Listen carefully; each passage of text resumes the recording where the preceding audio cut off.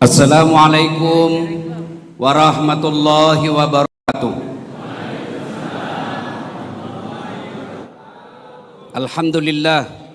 Alhamdulillahi rabbil alamin. Wa bihi nasta'inu ala umurid dunya waddin.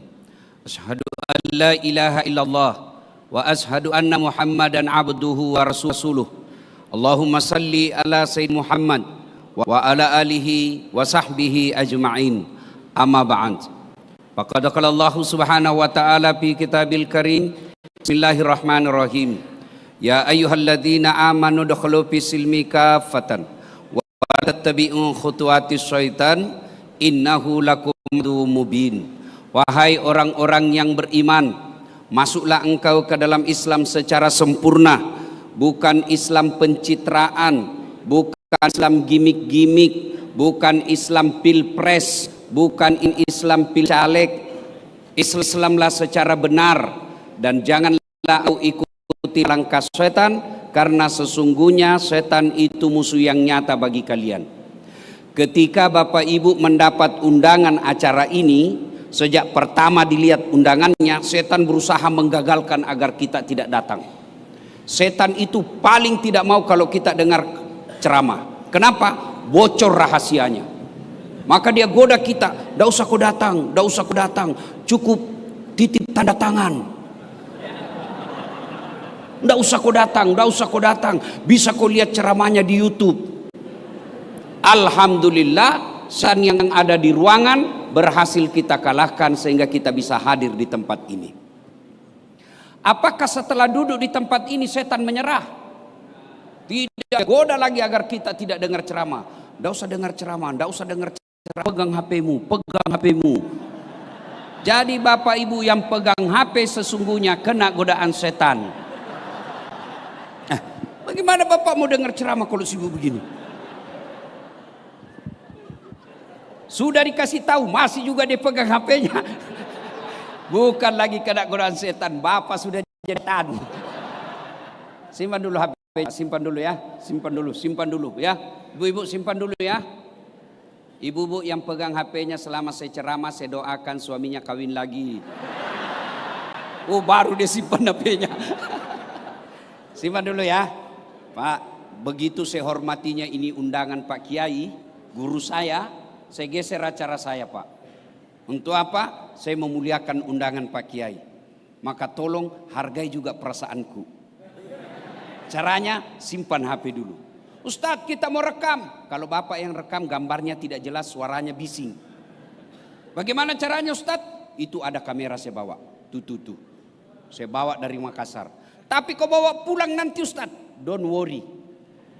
Nonton YouTube. Isra Mi'raj Kemendik Dasmen. Sudah itu jangan lupa like and share. Kenapa kau ketawa cowok? Kalau artis kau follow, apa kau dapat? Coba jelaskan saya yang followernya artis. Apa kau dapat? Budaya hedon. Apa kau dapat? Perselingkuhan, tips-tipsnya. Apa kau dapat? Habis amalmu. Coba kalau artis kau follow, kelihatan pahanya, kelihatan dadanya, goyang, ten. Anda juga kau dikasih pegang, dikasih lihat-lihat saja. Coba kalau kau follow Ustadz, kau dapat ilmunya, ibadahmu bisa sempurna. Kau amalkan ilmunya, lebih pahala lagi. Kau sebarkan di grup WhatsApp, dapat lagi pahala. Maka yang belum follow Dasat Latif, follow Dasat Latif. Wa qala idzan bismillahirrahmanirrahim. Innallaha wa malaikatahu yusalluna 'alan nabi. Ya ayyuhalladzina amanu sallu 'alaihi wa sallimu taslima. Sesungguhnya Allah dan para malaikatnya bersalawat kepada Rasulullah Muhammad sallallahu alaihi wasallam. Maka wahai orang-orang yang beriman, bersalawatlah kalian kepada Rasulullah dengan sebaik-baik salawat. Sadaqallahul azim, maha benar Allah dengan segala firman-Nya. Bapak Ibu saudara-saudara sekalian, teristimewa yang kita muliakan, yang kita hormati, Bapak Kiai Menteri, Bapak Profesor Dr. Kiai Haji Abdul Mu'ti, yang insya Allah dimuliakan dan dirahmati oleh Allah Subhanahu wa Ta'ala. Beliau ini guru saya. Dan beliau yang di tempat ini yang paling banyak amalnya. Kenapa? Karena beliau yang ngundang kita. Berapa banyak ilmu yang kita dapat hari ini berkat undangan beliau. Biar saya mau ceramah kalau tidak ada yang undang, kan bingung. Bayangkan kalau saya ceramah di sini tidak ada yang nonton, 2 jam berapi-api lewat Pak Menteri. Sudah lama sakit itu Pak Ustadz. Alhamdulillah, sudah menteri kiai pula. Alhamdulillah, beliau guru saya. Lalu kenapa Ustadz Datsat yang ceramah? Bukan karena saya paling pintar, bukan, tapi karena saya paling banyak follower saya di sini. Itu dulu yang disepakati, bukan karena saya pintar, tapi karena saya paling banyak follower saya. Yang kita hormati, kita muliakan Bapak kedua Wakil Menteri Pendidikan Dasar dan Menengah. Beliau ini orang hebat dua-duanya. Apa kehebatan beliau? Beliau mampu dan bisa mewakili menteri, sementara menteri tidak bisa mewakili beliau. Alhamdulillah. Yang mana lagi kita hormati? Nah, mana lagi? Ya, Eselon Oselon. Saya mohon maaf, saya tidak bisa sebut nama satu-satu Pak. Di samping karena keterbatasan waktu juga, sejujurnya saya tidak tahu namanya Bapak. Ini ibu-ibu permaisurinya para pejabat kita. Mudah-mudahan juga dirahmati Allah Subhanahu wa taala. Amin. Isra Mi'raj. Ada beberapa poin yang ingin saya sampaikan dalam waktu yang ringkas. 1. Isra Mi'raj itu perjalanan dari Masjidil Haram Mekah ke Masjidil Aqsa di Palestina, lalu naik langit pertama sampai langit ketujuh, ke Sidratil Muntaha, ketemu dengan Allah, lalu balik ke bumi. Itu Isra Mi'raj. Kenapa terjadi Isra Mi'raj? Kalau kita kaum cendekiawan, kalau menulis skripsi penelitian ada disebut latar belakang masalah, ya kan? Nah, salah satu latar belakang masalah Nabi diisrakan, dijelaskan secuil tadi oleh Pak Menteri, adalah Nabi lagi duka cita.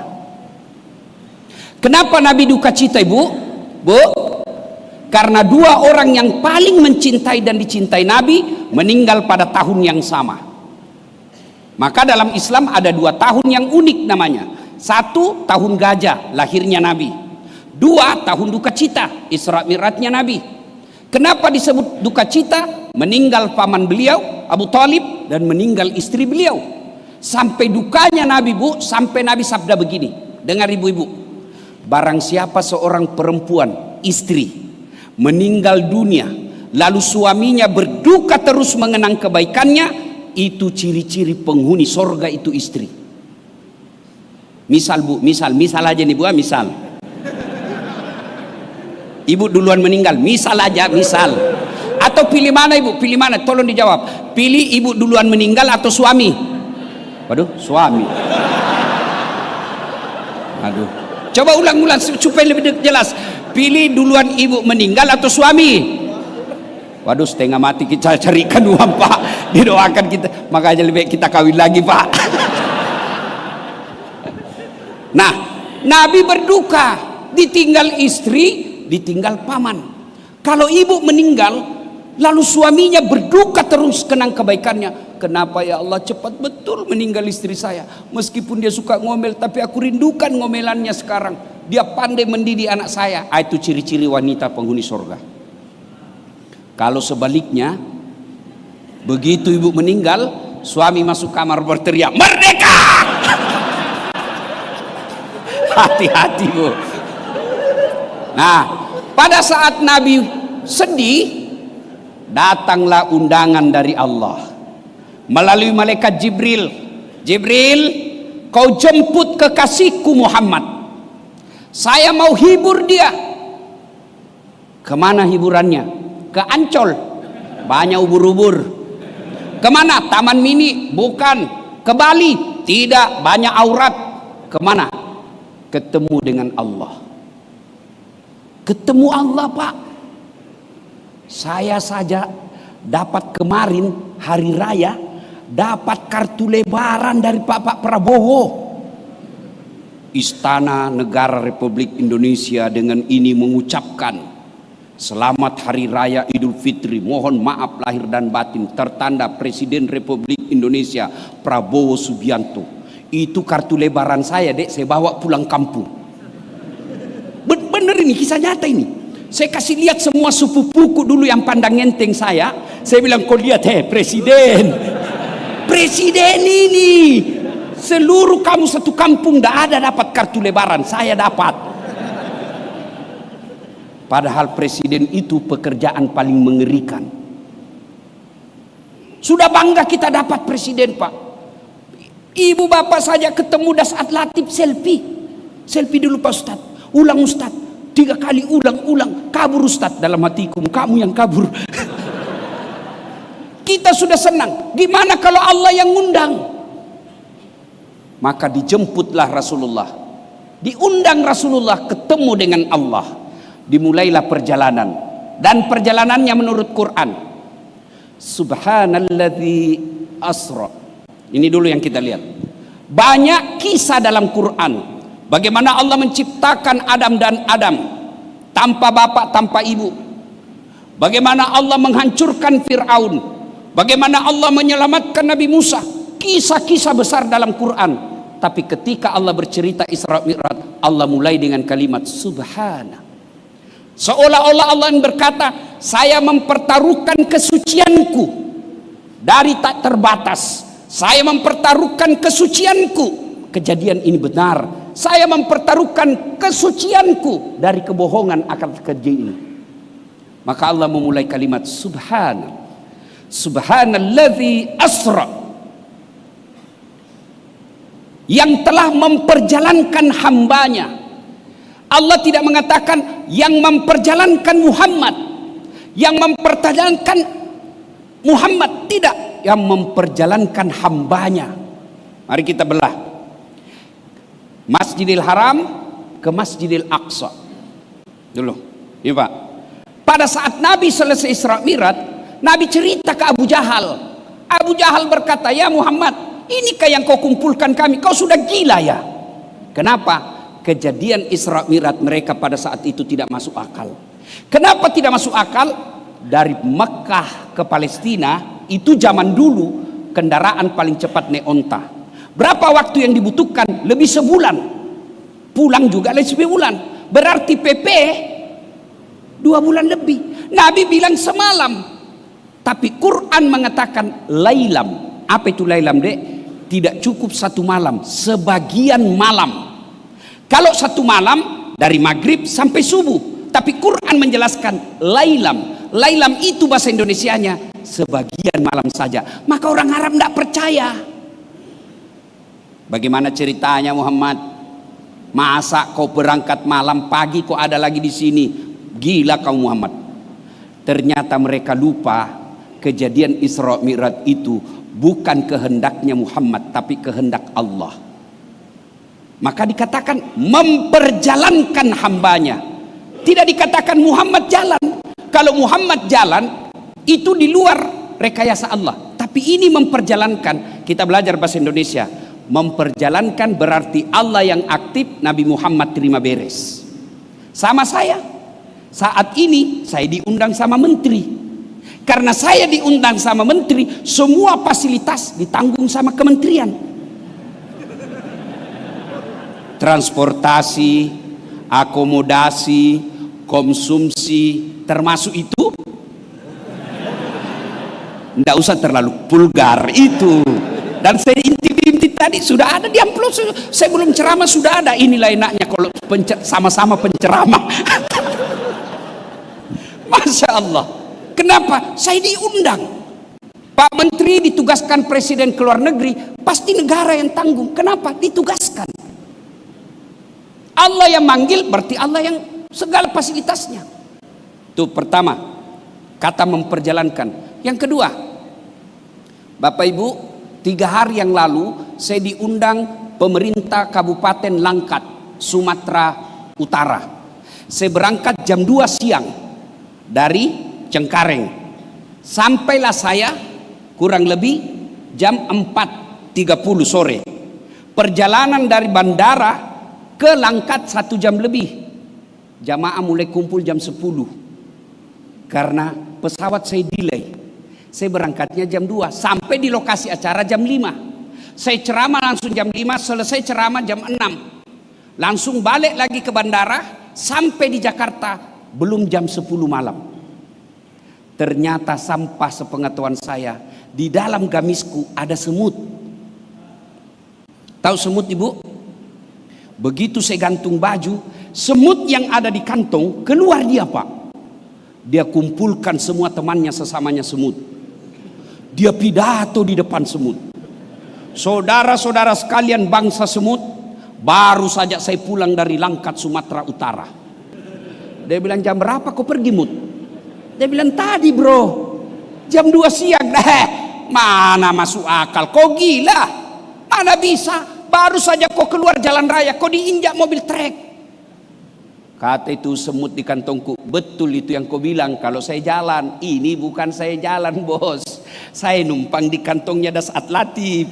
Dia naik mobil, naik bandara, pulang lagi. Begitu juga. Betul saya tidak pernah tinggalkan kantong, tapi betul saya dari Langkat.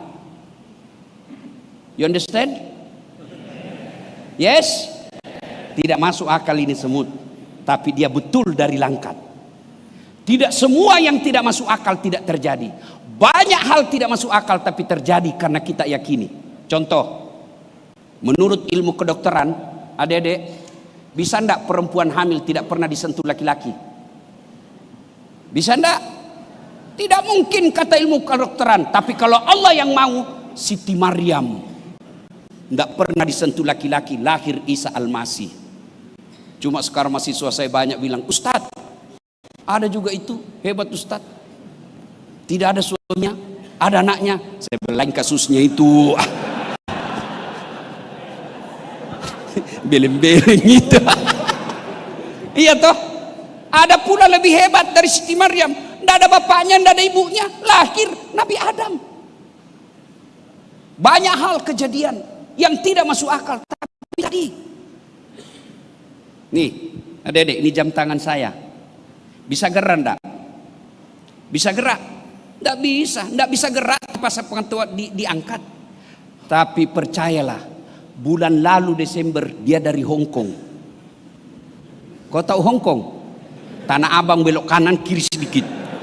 Wah, waktu saya sampai di sana Pak Menteri, saya lihat, saya bilang inilah negeri yang selalu saya lihat filmnya Jackie Chan dulu berkelahi. Di sini saya lihat Allah Karim. Ini dari Hong Kong. Siapa yang gerak? Das Atlatif.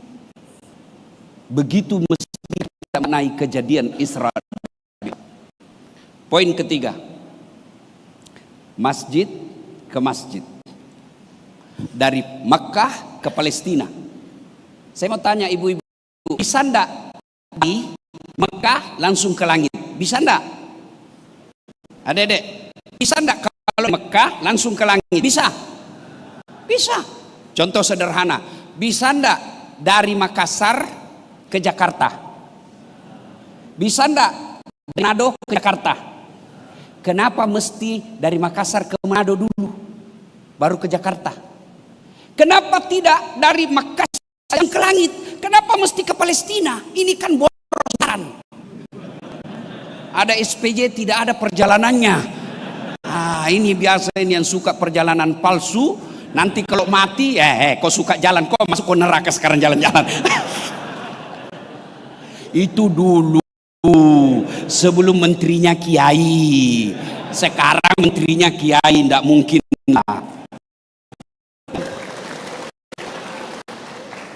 Kenapa mesti ke Palestina? Kenapa ke Mekah? Allah jawab pertanyaan itu. Linuriyahu min ayatina. Allah ingin memperlihatkan sebagian saja tanda-tanda kebesaran kami. Inilah tema kita. Tanda orang berbakat. Inti ini tadi saya dengar MC membentuk karakter yang baik. Dan pada saat itulah Allah memperlihatkan beberapa karakter baik dan buruk. Banyak karakter buruk dan baik dalam kehidupan sehari-hari. Allah pilih jadi pelajaran.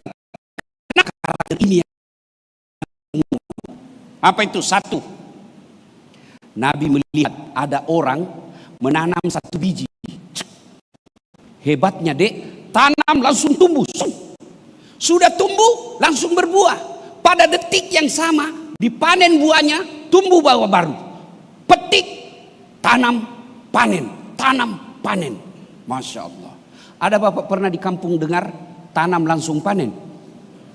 Kalau di kampung saya tanam gagal panen. Ini tanam langsung panen. Hebatnya lagi, petik panen lagi, petik panen lagi. Nabi kagum. Jibril, siapa dia Jibril? Itulah umatmu yang rajin bersedekah masa hidupnya. Itulah umatmu yang berkontribusi positif kepada sesamanya manusia. Nah, sedekah. Alhamdulillah. Saya dengar di sini kalau Jumat sampai 25 juta celengan isinya, Pak. Alhamdulillah. Kalau lewat celengan kadangkala kita pura-pura balik ke belakang. Nanti sudah lewat orang. Saya yakin Bapak dermawan semua. Ibu-ibu, Bu, mau terhindar suami dari godaan perempuan nakal? Mau? Tidak usah periksa HP-nya, Bu, capek. Ibu periksa HP-nya, masih ada disimpan di mobilnya 2. Kenapa kau tahu saya pelakunya?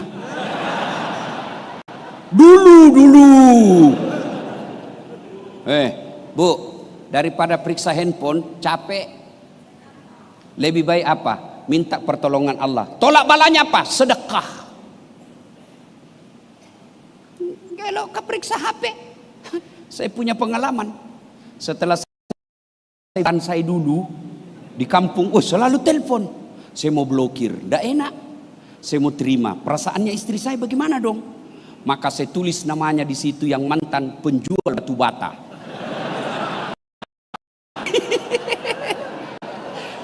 Pada saat saya lagi duduk-duduk, tiba-tiba telepon bunyi. Dan telepon itu ada di sampingnya mamanya Ece, istri saya. Langsung dia bilang, Ustadz, ada telepon. Saya bilang, dari siapa sayang? Penjual batu bata. Tidak boleh panik Pak, tenang. Karena kalau Bapak panik ketahuan. Saya santai saja. Angkat saya.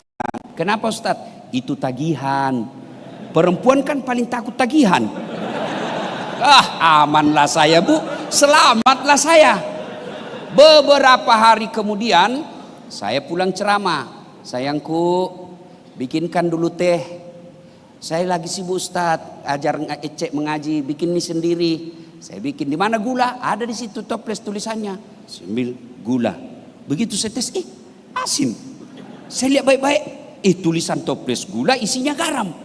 Saya pergi komplain, kenapa kau tulis ini gula baru isinya garam? Dia senyum, dia bilang, handphonemu juga lain kau tulis lain isinya.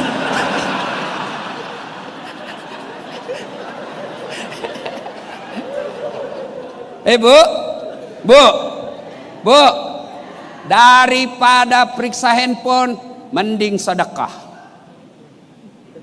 Ya, niatkan sedekah. Saya sedekah tolak bala supaya suami saya terhindar dari neraka jahat. Bisa. Apa dalilnya? Nabi bilang sedekah itu tolak bala. Mereka sedekah. Bu bangun sholat hajat, selesai sholat hajat minta pertolongan Allah. Ya Allah, lindungi suami saya dari perempuan jahat. Buat dia hatinya hanya terpaut kepadaku. Ya Allah, ini ada duit saya 500.000. Tolak bala, mudah-mudahan suamiku terhindar dari wanita jahat. Bismillah. Yang jadi masalah kalau besok suaminya juga bangun sholat hajat. Ya Allah, capek sudah saya lihat istri saya. Ya Allah, ngamuk aja kerjanya. Ya Allah, ada duit tidak ada duit, ngomel aja kerja. Ya Allah, saya tolak bala 500.000. Ya Allah. Ayo Bu, ini yang banyak-banyak emasnya saya lihat. Bu, kalau ibu-ibu istri menteri, ibu epsilon, orang-orang kaya, selalu saya bilang sama Makassar, ibu-ibu yang kaya, ibu-ibu yang kaya tidak usah pakai yang asli. Kenapa? Biar palsu orang juga percaya asli. Terus yang palsu ibu pakai, asli bawa anak yatim yang lagi sekolah seperti tadi. Itulah harta yang kita miliki. Lalu saya bilang, ibu-ibu juga yang miskin, tidak usah kau pakai yang asli. Biar asli orang tidak percaya. Lebih baik pakai aja yang palsu, asli bawa ke kuburanmu lebih dulu ke anak yatim piatu. You understand? Sedekah. Ustaz, kami kan miskin. Sedekah tidak selalu duit. Sedekah apa? Sedekah dengan ilmu yang bermanfaat. Sedekahnya Pak Kiai sekarang adalah bagaimana membuat aturan-aturan supaya pendidikan dasar menengah bisa terlaksana dengan baik. Itu sedekah. Sedekahnya kita pegawai di sini, datanglah efektif, efisien, bekerja dengan baik. Itulah sedekah kita. Sedekah tidak selalu duit, bahkan senyum sekalipun itu sedekah. Jadi kalau Bapak tidak bisa sedekah dengan duit, sedekah dengan senyum. Apa itu senyum? Kemaslahatan. Apa itu senyum? Ketentraman. Itulah yang disebut ciptakan yang Islam rahmatan lil alamin. Heran kita, sedekah tidak duit, tidak pernah datang berjamaah, ngomel aja. Sedekahlah dengan ilmumu. Kan saya selalu digoreng itu sama ustadz-ustadz yang sebelah. Saya dibilang ustadz tidak sunnah. Kenapa kau bilang saya ustadz tidak sunnah? Dia bilang buktinya kau tidak pelihara jenggot. Kau bicara maulid sunnah-sunnah. Kenapa kau tidak pelihara jenggot? Saya bilang mau diapa kalau tidak mau tumbuh? Cemen lu men. Hebat. Ayo ibu, sedekah. Sedekah kita ilmu. Sedekahnya kita para pegawai kerja yang baik. Itu sedekah. Ibu-ibu belajar sedekah nasi. Sedekah yang paling dicintai Allah diantaranya adalah memberi makan. Hari Jumat ibu bikin makanan. Kan ibu hari Jumat pasti masak. Senin sampai Senin lagi pasti kan masak. Maka ibu luangkan waktu. Bikin masak dengan sendiri, nasi campur, nasi kuning, 5 bungkus, bawa ke masjid, tulis silakan nikmati. Yang makan ternyata Ustadz Dasat Latif. Selama Ustadz itu, darah daging yang dimakan terbentuk gara-gara makanan ibu, selama daging itu dipakai, selama itu ibu dapat kiriman amal. Itu sedekah kita. Maka sedekah tidak mesti duit. Sedekahlah adik-adik sekalian. Kalau Anda mau sukses, sedekah, jangan pelit. Tidak ada orang bangkrut gara-gara sedekah. Tolong carikan, Bapak pernah dengarkah di medsos ada orang bangkrut gara-gara dermawan? Tidak ada itu. Yang bangkrut gara-gara pilkada, yang bangkrut gara-gara pilcaleg, yang bangkrut gara-gara selingkuh. Tidak ada orang bangkrut gara-gara sedekah. Adik-adik bersedekah. Jangan tunggu kaya. Kalau tidak kaya wafat, tidak ada sedekah kita. Saya mau tanya ibu-ibu. Halo ibu. Bu. Kalau ibu meninggal siapa yang pakai emasnya ibu? Bukan anak bu, istri kedua. Kawin lagi suamimu. Waktu ibu meninggal, tidak terlalu cepat kau tinggalkan saya. Dia ambillah cincin kawinnya, tidak mau keluar, dia kasih sabun. Sudah itu diambil lagi kalungnya. Ini saya waktu kita ulang tahun pernikahan 25. Diambil lagi gelangnya. Ini waktu umroh saya belikan kau gelang Dubai. Terakhir gigi palsumu pun dia buka. Sudah itu dia bungkus lah ibu. Dia bungkus sambil menangis dimasukkan dalam lelaci. Istriku tersayang, kenapa cepat sekali kau tinggalkan? Ini emasku timpan. 3 bulan kemudian dia reunian alumni SMA. Ketemu temannya yang janda. Cinta lama bersemi kembali. Akhirnya itu emas yang dia simpan dalam laci, dia pulang bersiul-siul. Dia ambil itu emasnya, lalu dia bawa ke mantannya. Dek, ambil sudah, ini sudah mati yang punya. Dia tidak bilang lagi meninggal, mati. Bu, daripada diambil istri kedua, mending sedekahkan. Pak Menteri dia dengarlah ceramah saya ini, mamanya cek istri saya. Dia bilang, jadi kalau saya duluan meninggal Ustadz kawin lagi. Saya peluk dia baru saya bilang, sayangku kau dengar baik-baik ya. Jangankan kau meninggal, masih hidup saja kau sekarang, saya selalu berpikir kawin lagi. Apalagi kalau kau sudah mati.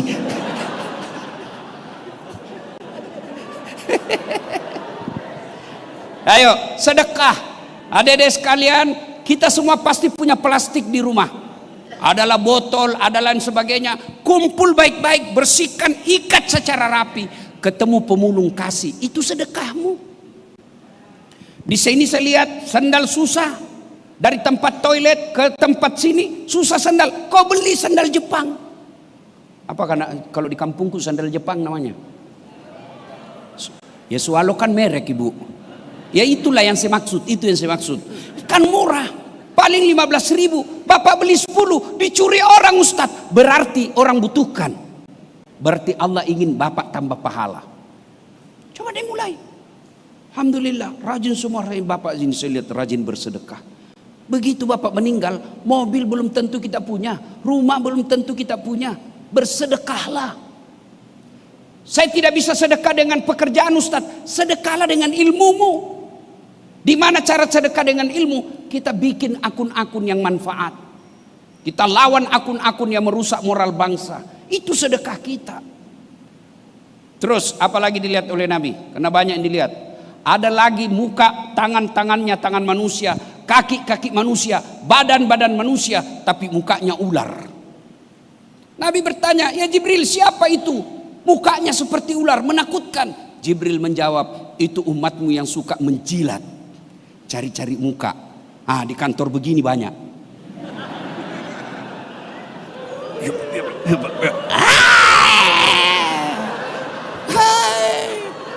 Saya kalau kenapa Allah milih?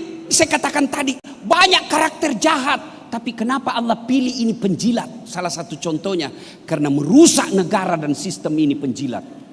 Dia menduduki jabatan bukan karena kecerdasan, bukan karena keterampilan yang dimiliki yang baik, tapi kemampuan menjilat. Cari-cari muka, bukan tukang foto ya. Ya tukang foto kan pasti cari muka Pak, masa cari pantat. Tapi manusia penjilat Pak, pantat dia cari. Biar salah kita bela, penjilat itu namanya Pak. Hati-hati ya Dedek. Kalian mau dapat jabatan, tidak usah kau menjilat sama Pak Menteri. Biar Pak Menteri senang sama kamu. Kalau istri beliau tidak senang, susah urusanmu. Kalau ibu-ibu sudah bilang saya tidak mau lihat itu anak buahmu, wabillahi taufiq wal hidayah. Daripada cari muka, mending apa? Kita sedekah, kita sholat hajat. Kalau sudah sholat hajat, prestasi baik, tes jabatan tidak diterima, berarti bukan itu yang terbaik. Tes lagi tahun depan, tidak lagi. Begitu cara Allah menghalangi kita. Jangan bersangka buruk ketika berdoa, sangka baik. Contoh ya, pentingnya sangka baik.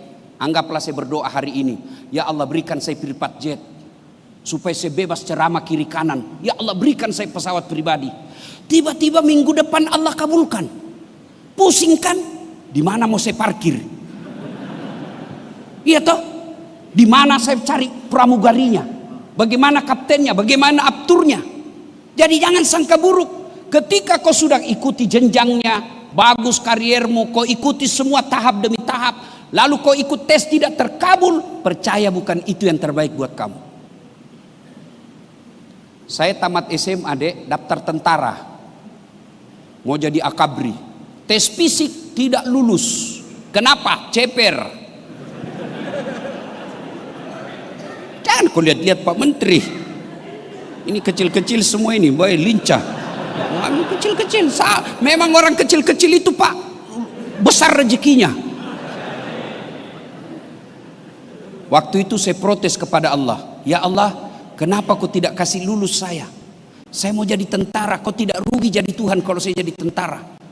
Allah tahu, ternyata teman saya yang lulus waktu itu, dia sekarang AKBP 2 bunga, tugas di Polda Sulbar, reserse itu pakai baret merah.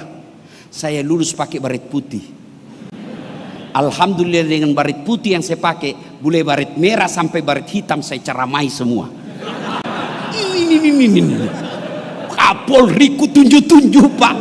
Coba kalau saya lulus waktu itu, sampai sekarang masih hormat. Siapa Pak? Saya baru-baru pulang dek ceramah di Los Angeles. Kau tahu Los Angeles? Ternyata di sana tentaranya kehormat begini. Kenapa? Semua untuk negara. Kalau kita hormatnya begini, semua untuk kantong.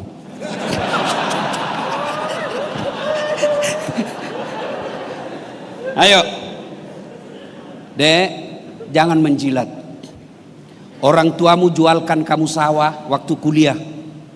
Orang tuamu jualkan kamu warisan supaya kau jadi sarjana terhormat. Lalu kau rendahkan dirimu dengan menjilat-jilat. Rugi sekolah tinggi-tinggi. Tegaklah berdiri di kakimu dengan kepala terhormat karena kau punya kemampuan.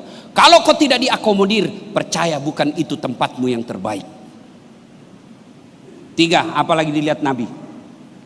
Ada lagi Nabi lihat manusia yang kukunya terbuat dari tembaga api neraka. Dia cakar mukanya, sakit tapi dia cakar, aduh sakit tapi dia cakar. Dia cakar semua perutnya, keluar isi usus-ususnya. Lalu dia makan bangkai orang mati di depannya. Jibril, siapa pula itu? Dia tahu sakit tapi dia cakar. Dia tahu bangkai tapi dia makan. Siapa dia Jibril? Jibril menjawab, itu umatmu yang suka menyebarkan hoax, fitnah dan berita kebencian. Hati-hati. Mengeritik boleh, tapi tidak boleh menghina. Mengeritik itu boleh dalam Islam. Mana buktinya? Ketika imam salah, boleh enggak dikritik?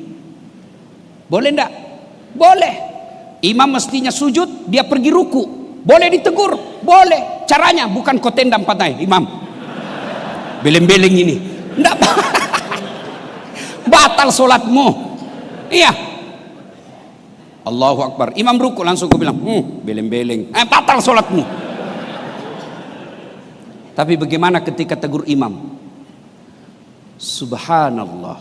Maha suci Allah. Itu pendidikan bermasyarakat. Imam salah, wajar, manusiawi. Presiden salah, wajar. Jangankan seorang presiden memimpin dari Sabang sampai Merauke. Dalam rumah tangga saja anak kita 2, repot Pak. Satu mau nyala nyala kalau tidur lampu. Satu tidak mau kalau nyala. Dia bilang kalau nyala lampu Pak kayak ada ulat di mataku. Yang satu bilang kalau mati lampu kayak saya dalam kubur Pak. Itu baru 2 itu anakmu. Bagaimana seorang presiden? Ada partai pencari muka, ada partai ini, partai ini, partai ini. Pastilah kritik boleh, tapi dalam koridor subhanallah. Heran saya Pak, kenapa sekarang ada normalisasi? Seolah-olah kita normalkan, seolah-olah hal biasa ketika kita mengucapkan binatang-binatang ketika memaki. Maka tadi saya bilang sama Pak Menteri, perlu dipikirkan kembali pendidikan moral Pancasila. Kami ini Pak Menteri, Pak Wamen, saya yakin beliau-beliau dapat dulu pendidikan moral Pancasila. Sekarang generasi TikToker Pak tidak tahu lagi pendidikan moral Pancasila. Bagaimana ada orang di Medan, seorang ibu ditikam sama anaknya, anak perempuan 12 tahun umurnya. Dia tikam ibunya berkali-kali. Kenapa? Karena selalu menonton game yang psikopat. Hati-hati, moral ini penting. Mengeritik penguasa boleh, tapi jangan memaki. Kalau kita memaki, menghina, apa bedanya kita di hadapan Allah?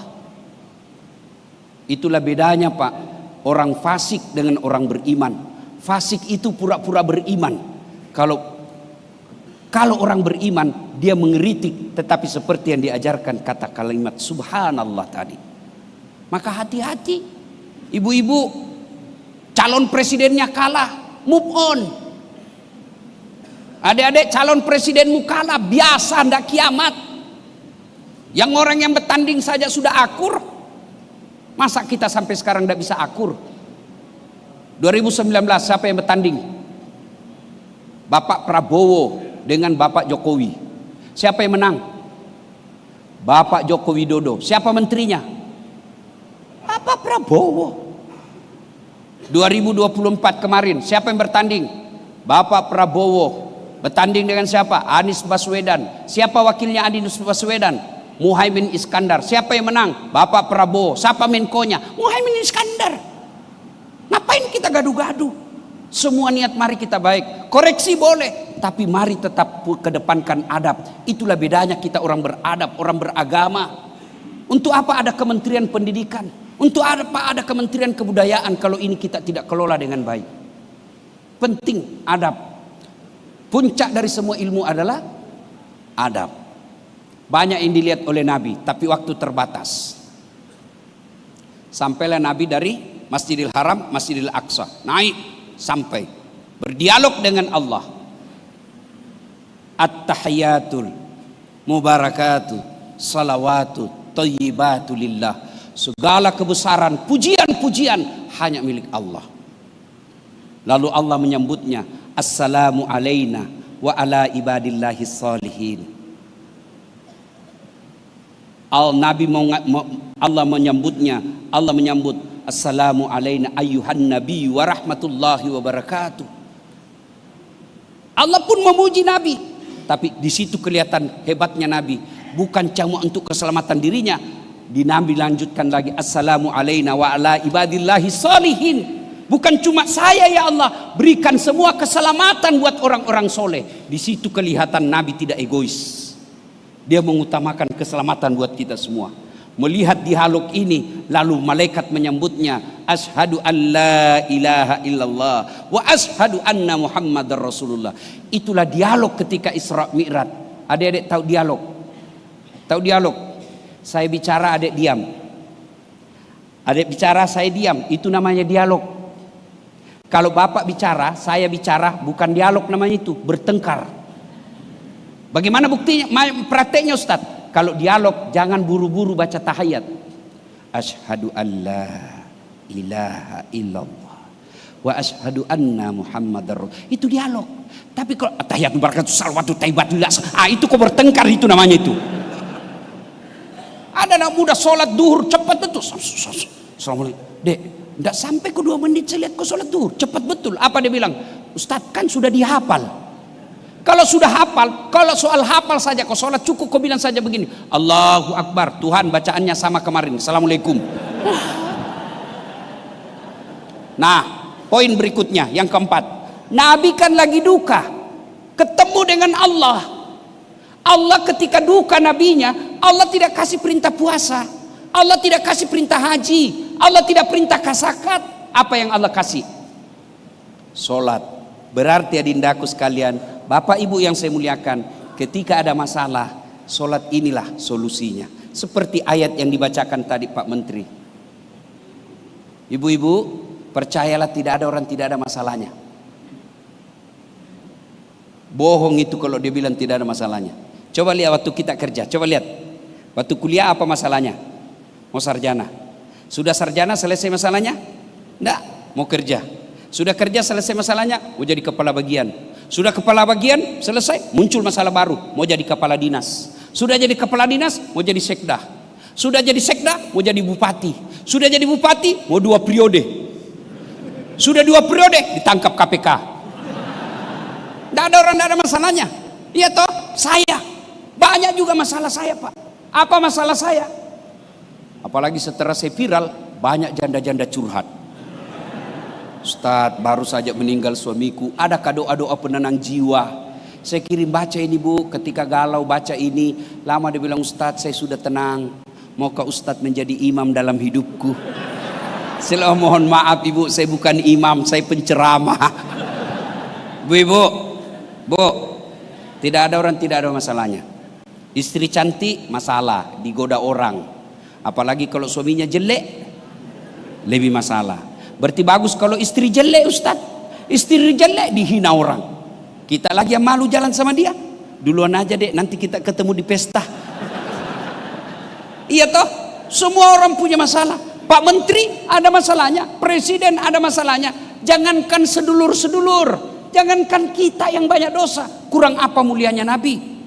Nabi tidak pernah bohong. Nabi sholat tahajudnya tiap malam, Senin Kamisnya tidak pernah lepas, tadarusnya tiap hari, tidak pernah ganggu orang. Apa tidak ada masalahnya? Bukan cuma dibully, berapa kali mau dibunuh, bahkan puncak penghinaannya diusir dari kampung halamannya yang kita kenal dengan hijrah. Itu Nabi, apalagi kita. Maka kalau begitu, bukan masalah yang jadi masalah, Masalah kita adalah bagaimana mengatasi masalah. Pegadaian lagi. Itu pegadaian tambah masalah jadinya biasa, Bu. Maka ketika Allah perintahkan, Das'at, ada masalahmu kau tidak harus profesor dulu. Ibu-ibu, ada masalahmu kau jadi eselon dulu. Allah cuma minta ista'inu bisabri wassalah. Sabar, perbaiki solatmu. Istri ngomel, sabar. Oh ya, sabar. Pak, tidak ada kala ilmu sabar menghadapi istri. Apalagi kalau dia sudah bilang pokoknya kau diam saja, tidak ada gunanya kau jelaskan. Pokoknya diam saja. Dan itu perempuan celakanya ahli sejarah. Satu kali kau bikin kesalahan, tidak pernah dia lupa sampai kau mati. Sudah dijelaskan 2 tahun yang lalu, dia ulang lagi itu. Sudah dijelaskan, dia ulang lagi. Itu terus. Maka jangan buat sejarah. Oh, pernah dengar ceritanya ibu-ibu, suami dorong istrinya ke sumur. Kan ada ibu-ibu ngomel aja kerjanya. Dia bertanya sama saya di Makassar, Ustadz, kenapa suamiku tidak betah di rumah? Saya ceritakanlah anekdot. Bu, ada suami istri, istrinya suka ngomel aja kerjanya. Ada uang, tidak ada uang, ngomel aja kerjanya. Suatu ketika suaminya belikan perhiasan. Senang istrinya. Kata suaminya, Dek, kita pergi lihat sumur tua di kampung. Sumur tua ini sudah 400 tahun umurnya, Pak. Dalamnya 12 meter. Sampailah di sumur, karena gembira istrinya. Kata suaminya, Dek, kau lihat ada ndak airnya itu sumur? Ada, Bang, tapi dangkal. Maksudnya dangkal, Bang. Paling sampai di lutut. Dalam hati suaminya, aman berarti ini. Begitu dekat dengan bibir sumur istrinya, dia dorong masuk istrinya. Jatuh. Pum. Ngomel sudah kau di situ, ndak ku dengar juga. Ngomel kau sampai di situ, ndak ku dengar. 1 jam kemudian tiba-tiba dari dalam sumur ada makhluk tinggi besar hitam keluar. Kaget suami, hei, siapa kamu? Saya jin penunggu sumur ini. Saya sudah 400 tahun tenang-tenang di dalam. Ada perempuan ngomel aja. Lebih baik saya lari. Kata suaminya, tunggu dulu, kau baru 1 jam, saya 24 jam. Ibu-ibu, Bu, paham kenapa suami tidak betah di rumah? Paham. Suka ngomel. Pak, tapi jangan berharap istri kita pendiam kalau bapak tidak tahu rumusnya. Nabi katakan, perempuan itu suka ngomel karena 2 perkara. Bawa pulang ini adek-adek, apalagi yang pengantin baru. 1, karena jarang kau puji. Maka puji istrimu. Sayangnya kita jarang muji istri. Bahkan hebatnya dalam memuji istri, halal hukumnya bohong. Iya kan, ada 3 bohong dalam Islam boleh. Salah satu diantaranya, bohongnya seorang suami menyenangkan hati istrinya. Boleh bohong. Wih, kau makin cantik, Dek. Boleh. Dan hebatnya itu istri meskipun dia tahu kita bohong, dia tetap senang. Saya tahu kau bohong tapi tidak apa-apalah. Puji istri. Makanya saya kalau istri saya ngomel tuh saya peluk-peluk, lalu saya menyanyi, bila kamu di sisiku, hati rasa syahdu. Masih ngomel, saya peluk lagi lalu saya menyanyi, insaplah wahai manusia. 2, penyebab perempuan suka ngomel. Amalkan ya adek ya. 1, puji istri. Yang kedua, kasih hadiah. Sayangnya kita jarang kasih hadiah. Adik-adik besok dapat tugas keluar daerah berhari-hari, pulang kasihlah hadiah. Meskipun itu ala kadarnya. Kasih hadiah. Dan hadiah paling disenang perempuan, emas. Ya toh ibu? Tidak percaya? Kau dengar ya? Jawab ibu. Biar suami tidak pulang, yang penting ada uangmu dicari. Saya buat suatu ketika saya pulang ceramah, lama saya tidak pulang. Saya pulang, saya bawakan istri saya emas, kalung dengan gelang agak tebal. Sayang, ini oleh-oleh. Gembira dia, terharu sampai berkaca-kaca matanya. Dia bilang, Ustaz, Orang tuaku saja belum pernah belikan saya emas begini. Alhamdulillah ada rezeki saya. Suatu ketika saya duduk-duduk, tiba-tiba dia datang, dia lemparkan situ. Ternyata palsu ini kok kasih saya. Saya tidak panik, saya ketawa aja, saya bilang, ya bagaimana, di mana saya mau dapat uang belikan kok emas tebal itu. Meskipun itu palsu tapi cintaku murni 24 karat. Bapak ibu saudara-saudara sekalian, nah ketika ada masalah, yuk koreksi sholat kita. Saya sholat Ustaz, betul kok sholat tapi tidak ikhlas. Hayya 'alas sholat, asar lagi. Tidak ikhlas. Saya sholat Ustaz, betul kok sholat tapi main-main. Ketemu Allah tidak serius. Allah.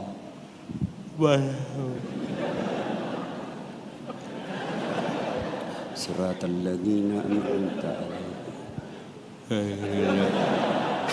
Kau ketawa karena kau semua pelakunya toh. Sholat tidak, saya biasa heran lihat orang sholat, kok ketemu Allah begitu. Allahu Akbar. Ada juga kayak ditiup angin. Kalau begini cara sholatnya mas, pantas 30 tahun kau sholat kau tidak bisa lepas dari kredit. Kenapa? Tidak ada susahnya bagi Allah perbaiki hidup kita ini. Kalau mau baik dunia dek, sholat disempurnakan. Saya kasih contoh. Saya akrab dengan Pak Menteri sebagai guru saya. Saya datang ke Jakarta. Assalamualaikum Pak Kiai. Ya Ustadz, saya lagi di Jakarta ini mau keliling-keliling, tapi tidak ada mobil saya Pak Kiai. Pak Kiai telepon ajudan. Ajudan, siap Pak Menteri. Itu ada Ustadz Dasad di bandara. Tolong kau bawakan mobil, full tangki, sopir, jangan lupa kasih pembeli hadiah. Contoh. Ini sentimen sekali ini. Contoh. 30 menit kemudian datang ajudan. Bawa mobil dengan lengkap, ada juga pembeli hadiahnya. Contoh. Pak Ustadz, ada kiriman dari Pak Menteri. Selesai urusan saya soal menteri mobil. Kenapa? Saya akrab sama yang punya mobil. Sebaliknya, tidak pernah ketemu, tidak pernah kelihatan, tidak pernah tahu, tidak pernah lihat muka, tidak pernah dengar nama. Telepon datang dari Sulawesi. Tapi Pak Menteri, Assalamualaikum, saya lagi di bandara, tolong pinjam mobilnya. Siapa ditelepon Pak Menteri? Kapolres. Telepon, tangkap itu. Tukang tipu itu. Tidak pernah sih kenal pinjam mobil, pasti tukang tipu. Begitu juga dalam hidup ini. Kalian muslim, tapi tidak pernah datang sholat. Sholatnya ke masjid hanya hari Jumat. Itu pun paling terlambat datang, paling cepat pulang. Orang khutbah kau tidur. Begitu ada masalah, ya Allah capek saya sudah hadapi hidup ini ya Allah. Capek saya ya Allah. Allah berfirman, malaikat karena sudah capek cabut nyawanya. Perbaiki sholat. Tidak ada susahnya bagi Allah berikan kita. Maka makna terpenting dari Isra Mi'raj sesungguhnya adalah sholat. Saya sudah sholat Ustaz. Jangan puas sampai di situ. Hidupkan salat jamaah. Alhamdulillah tadi saya sholat duhur. Wah, Masya Allah. Pak, kalau Bapak sholat 5 waktu, selalu di masjid, Bapak tidak pernah ganggu orang. Kerja dengan disiplin. Tupoksinya dilaksanakan. Bapak kemudian tidak pernah ganggu orang. Apa alasan Allah tidak mengabulkan doa kita? Yang orang jahat saja Allah kasih, masa kita yang taat tidak dikasih? Dan kalau tidak dikasih, hakul yakin yang kita minta tidak baik. Maka saudara-saudara sekalian, perbaiki sholat. Karena Isra Mi'raj itu hadiah terendingnya adalah menunaikan ibadah sholat. Ibu bapak saudara-saudara sekalian, banyak yang ingin kita sampaikan, tapi waktu jualah yang membatasi kita. Pada akhirnya, makna terpenting dari Isra Mi'raj itu ada 2. Isra, hubungan horizontal kepada sesama manusia. Hubungan kepada sesama manusia dikunci oleh Nabi dengan sebuah hadis, Hairun nas anfa'uhum linnas. Sebaik-baik manusia di antara kalian adalah yang paling banyak manfaatnya buat orang lain. Sepertinya rugi kita sholat berjamaah, tapi nilai-nilai salat jamaah kita tidak terapkan dalam kehidupan sehari-hari. Nilai yang kedua adalah hubungan vertikal kepada Allah Subhanahu wa taala. Itu berarti bahwa sandaran utama kita setelah usaha dan lain sebagainya dilakukan, maka jangan putus hubungan kepada Allah. yang kita kenal dengan istilah hablu minallah, hablu minan nas. Mudah-mudahan ada manfaat, lebih dan kurangnya mohon dimaafkan. Sebelum kita akhiri, mari kita berdoa kepada Allah Subhanahu wa taala. Kita awali dengan mengirimkan suratul Fatihah kepada Rasulullah Muhammad sallallahu alaihi wasallam. Khasiat dan keutamanya kita ikhlaskan untuk orang tua kita masing-masing, baik yang sehat wal afiat, terutamanya yang sakit, terutamanya lagi yang dalam keadaan sudah alam kubur. Ila hadratin Nabi Mustafa Muhammad sallallahu alaihi wasallam, summa hususil ruhil, silakan sebut masing-masing. Al-Fatihah.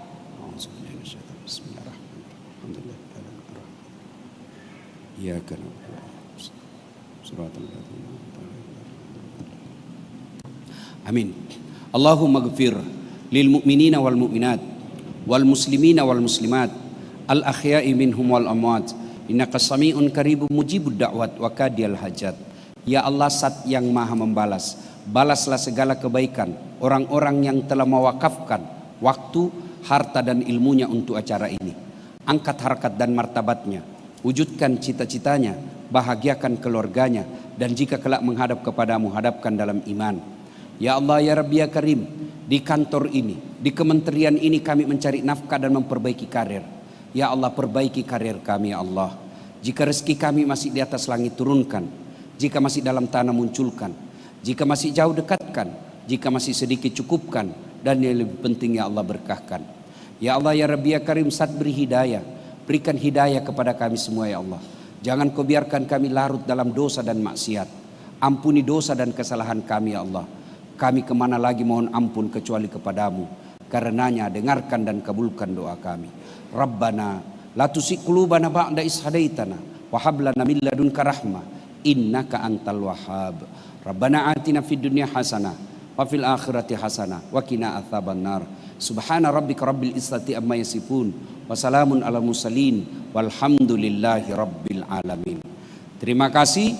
Nun wal kalam ya masturun billahi fi sabilil haq. Assalamualaikum warahmatullahi wabarakatuh. Waalaikumsalam warahmatullahi wabarakatuh. Alhamdulillahirabbil alamin. Barakallahu fiikum Ustaz Basad. Semoga Allah selalu melindungi Ustaz dan keluarga, dan kita semua mampu mengamalkan ilmu yang telah Ustaz bagikan tadi dengan menjaga sholat dan bersedekah sehingga karakter unggul bisa terwujud. Saya Salahuddin Al-Ayubi dan seluruh panitia yang bertugas mohon maaf jika ada kekurangan dan kesalahan. Billahi fi sabilil haq fastabiqul khairat. Wassalamualaikum warahmatullahi wabarakatuh.